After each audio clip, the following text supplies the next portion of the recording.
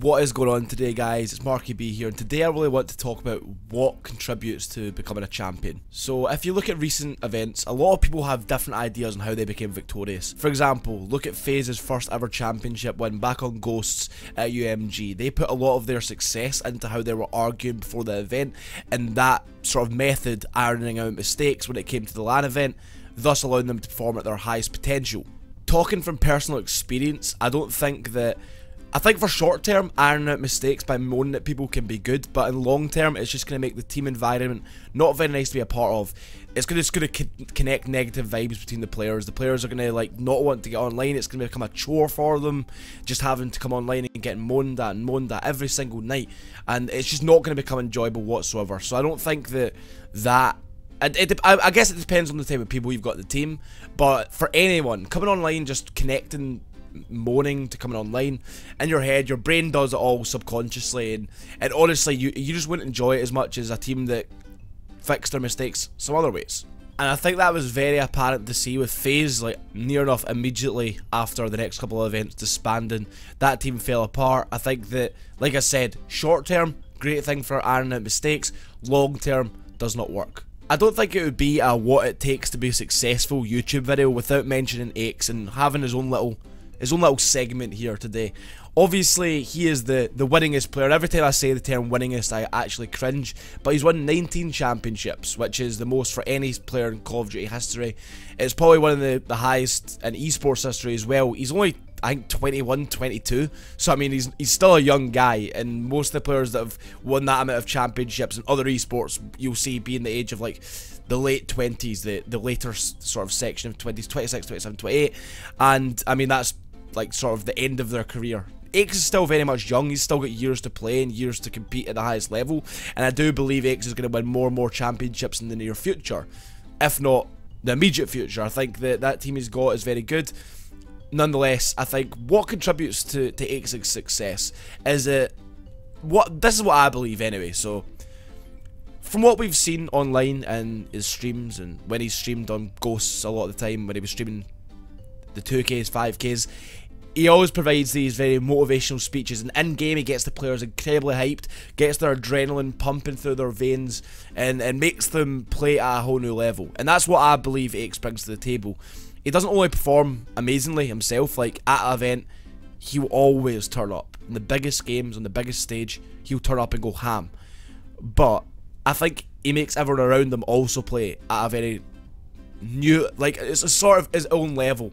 He makes everyone faster to react to things. He's always constantly telling them to push, never make them stop, make them fight for every single point. He's always keeping them motivated and always keeping them hyped throughout the game, and he's got this never say die attitude. The amount of times he's been close to losing a tournament, the amount of times that their team is always clutched up, and I don't think that's just pure luck. I honestly don't believe that. I think that there's a lot you need to give Aches is due, the credit where credit is due. He is one of these guys that's just amazing at motivating the team and bringing their level to sky high, fucking cloud9 levels.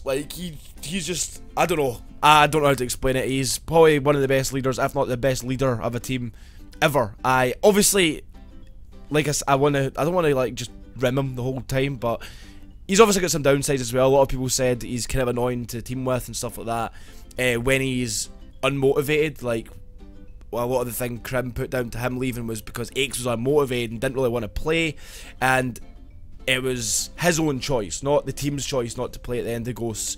It was his own choice, and things like that obviously would be very frustrating, but nonetheless, on Advanced Warfare he's been playing a lot, and he's had success already. Won the first event of the last 4 titles, I believe it is. Debatable on Black Ops 2 because it was an online tournament. They actually lost the first LAN event, but nonetheless, he won a lot of events. He's won 19, like I said. So what do you think the reason for that is? I believe it is, I've repeated this about 3 times now, but let's just hit this nail on the head. I believe it's just his ability to make the players around him perform at a whole new level, and then he obviously performs at a very high level himself, which then ultimately they win. They play their best Call of Duty they can possibly play. He also reminds them of what the objective is, what not to do, what mistakes not to make. I'm sure like he plays through in his head mistakes that were made online, and he nails that in, drills that in at events. So that's enough about Aches. Let's move on. Let's go on to other things. So next I want to touch on the hype generation. And up until Black Ops 2, I mean throughout Black Ops 1, Modern Warfare 3, hype wasn't really that much of a factor. I mean that's not true. Like there was a bit of it, but like the importance of hype really came into play when complexity rose to the top on Black Ops 2. How crazy they were getting, how mental they were going in their tournaments. I think they were the sort of start of the hype generation. I think everyone realised the importance of it then, and I think that's what a lot of you can contribute to Optic not being as successful as they potentially could have been on Black Ops 2, down to them always sticking to the way they used to be and the way they used to win, and not being hyped, just being calm, cool, collected. And I think they tried to bring that in. They tried to bring that in towards the end. They tried to. I remember one event in particular. I think it was the Fall Invitational at the college, whatever it's called, Full Sail University. I think the Hex was in the booth and he was trying to get them hyped. I think it sort of brought them a bit of success, but I think it was all a bit too late for them. I don't think they were obviously that great at that game anyway, but nonetheless I think that did help them. I think it did help them. It made them beat Impact at that tournament. Well, I don't think they were called Impact at that time, they were called Unite. It made them beat a successful team who had won events recently before that. I think that then people started realising, I think Optic then started realising the importance of hype, and I think that they sort of changed up the roster a bit, got more players involved that were a bit more hypey and got a bit wild when they started doing well. And I think it brings up the adrenaline levels of the rest of the players. People start reacting faster, and it's most important in Respawn, I believe. Like I think in game modes like S&D, even CTF, being calm, cool, just keeping the communications just composed and just smooth, and just keeping it, it's all obviously faster than you usually expect, but still just trying to not be too hectic, just so things don't get a bit confusing. So, like on Respawn and Hardpoint in particular, a lot of people were just running off pure adrenaline, and just, I remember one event in particular, G21, when my team was playing one match in particular against Impact. I think there wasn't even much communication being said. It was just like, oh my god, let's go. It was just like screaming the whole time. And I think that really showed how important hype was on that game mode in particular. It made you feel like, and this sounds absolutely ridiculous, it made you feel like your bullets were stronger the more you shouted. And that's something that was repeated throughout the years since then. Getting hyped means your bullets get stronger. It's weird. It's weird. Now that's enough about hype. I want to move on to the next part of this video, and what I really do think is the key to success. So now guys, I'm going to go into what I believe is the main reasons that some of these people that I've talked about, or some of these teams that I've spoken of, have been successful in the past, and the reasons being, I think the quality of practice you get, the amount of time you're putting in as a team, and not only just the sheer amount of time, taking everything away from every time you play. Try and learn something from every single match you're playing. If you lose a map, don't talk about, if for example it's in a tournament, obviously don't talk about it until after the series is finished, but really try and work on the mistakes that are made, so when you go to a LAN event you aren't making those same mistakes again. Try and take everything you can away from every single sort of situation you go through in a match, and try and improve yourself, make yourself a better player. Even if you sort of like won a map, don't always think your play has been flawless. Think of the mistakes that you may have made throughout that match, because I'm guaranteed there has been some, and always try and improve. Don't always be happy or content with winning by 50 points, 20 points. Want to be destroying people on Hardpoint, let's put them in the 100-point club. Never be content, and I think that's what is the difference between these people who are used to winning and these people that are just content with second place. I think it's also a mentality thing.